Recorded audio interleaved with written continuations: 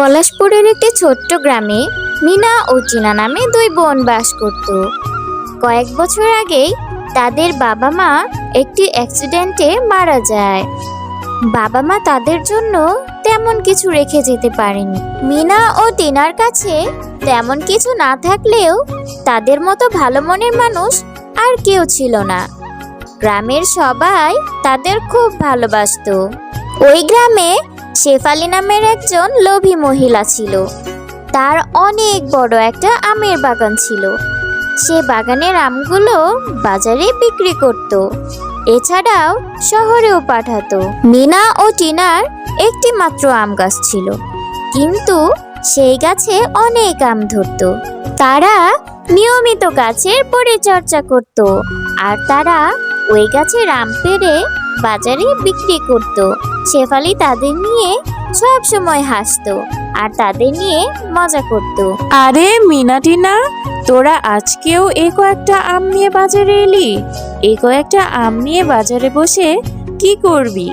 তার চেয়ে বরং আমগুলো আমাকে দিয়ে দে।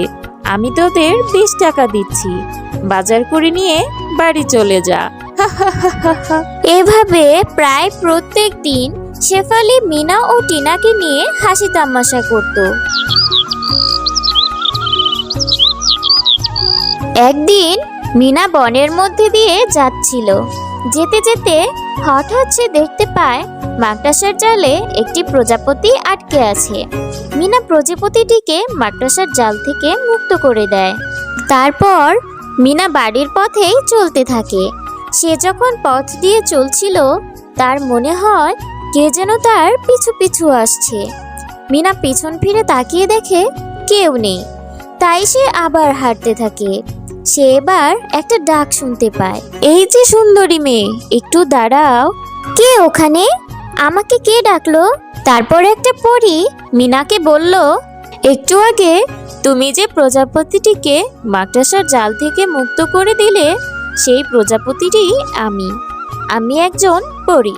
প্রজাপতি হয়ে আমি বনের মধ্যে ঘুরে বেড়াচ্ছিলাম, কিন্তু হঠাৎ করে আমি মাকড়সার জালে আটকে যাই, আর তুমি এসে আমাকে সাহায্য করলে।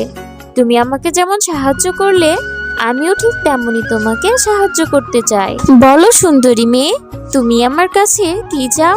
কিছুই চাই না পরী বন্ধু, আমি তো তোমাকে এমনিই বাঁচিয়েছিলাম, তার জন্য তোমাকে কিছুই দিতে হবে না। তোমাকে সাহায্য করতে পেরেছি, তাতেই আমি অনেক খুশি। তোমাকে আমার খুব ভালো লেগেছে। আমি তোমাকে অবশ্যই কিছু একটা দিব। আমি তোমাকে একটা মন্ত্র দিচ্ছি। তোমার যখনই কোনো সাহায্যের দরকার হবে, তখনই মন্ত্রটা একবার পড়বে। তারপর পরী মিনাকে একটি মন্ত্র শিখিয়ে দেয়। তোমাকে অনেক ধন্যবাদ পরী বন্ধু। তারপর মিনা বাড়ি চলে যায়। এদিকে শেফালি টিনাকে দেখে উল্টো পাল্টা বলতে থাকে, ওই 2-4টা আম নিয়ে তোরা আমার দোকানের সামনে বসবি না।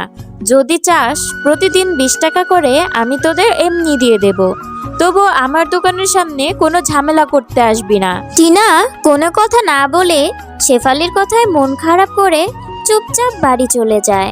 বাড়িতে ফিরে এসে টিনা মন খারাপ করে বসে থাকে। মিনা বাড়ি ফিরে দেখে টিনা মন খারাপ করে বসে আছে। কি হয়েছে টিনা, তুই এমন মন খারাপ করে বসে আছিস কেন?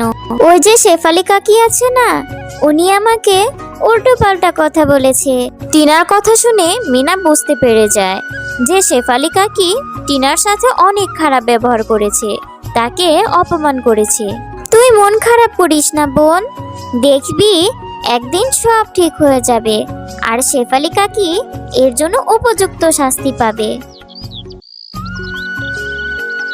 পরের দিন রাতে মিনা টিনাকে নিয়ে একটি খোলা জায়গায় যায়। টিনা, আমি এখন তোকে যেমনটা বলবো তেমনটাই করবি, আর কোনো প্রশ্ন করবি না।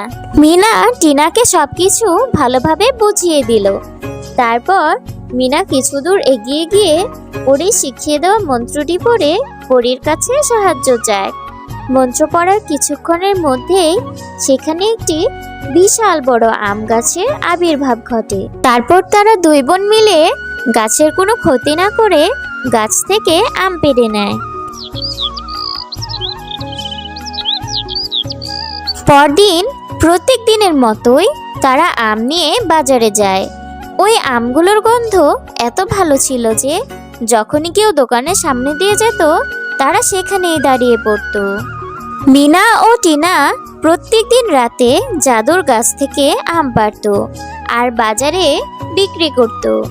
এভাবে তারা অনেক টাকা আয় করছিল। একসময় শেফালির সব খদ্দেররাও শেফালির থেকে আম না নিয়ে মিনা ও টিনার থেকে আম নিত। শেফালি এসব দেখে চিন্তায় পড়ে যায়। এই মিনা ও টিনা প্রতিদিন এত এত আম কোথা থেকে নিয়ে আসে? ওদের তো একটাই মাত্র আম গাছ। একটা আম গাছে কখনো এত আম হয়? আর এর আগে তো ওদের এত ভালো আম আনতে দেখিনি। বিষয়টা গোলমেলে লাগছে। ওদেরকে এখন থেকে লক্ষ্য রাখতে হবে। এ কথা ভেবে শেফালি মিনা ও টিনার পিছু করতে থাকে। একদিন শেফালি মিনা ও টিনাকে তাদের জাদুর আম গাছ থেকে আম পাড়তে দেখে নেয়। ও আচ্ছা, এটাই তাহলে এদের সুস্বাদু আমের গোপন রহস্য। এখন বুঝতে পেরেছি এরা এত এত আম কোথায় পায়।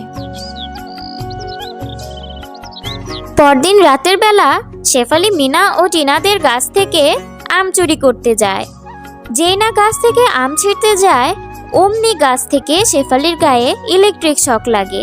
বাঁচাও, বাঁচাও আমাকে, আমি আর কখনো অন্যের জিনিস চুরি করব না।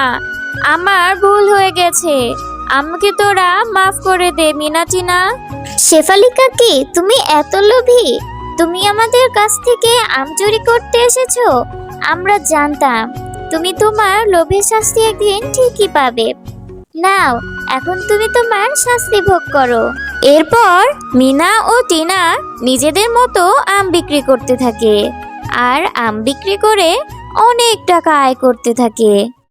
হ্যালো বন্ধুরা, গল্পটি ভালো লেগে থাকলে চ্যানেলটি সাবস্ক্রাইব করে দিবেন এবং পাশে থাকা বেল আইকনে প্রেস করে আমার পাশেই থাকবেন। ধন্যবাদ।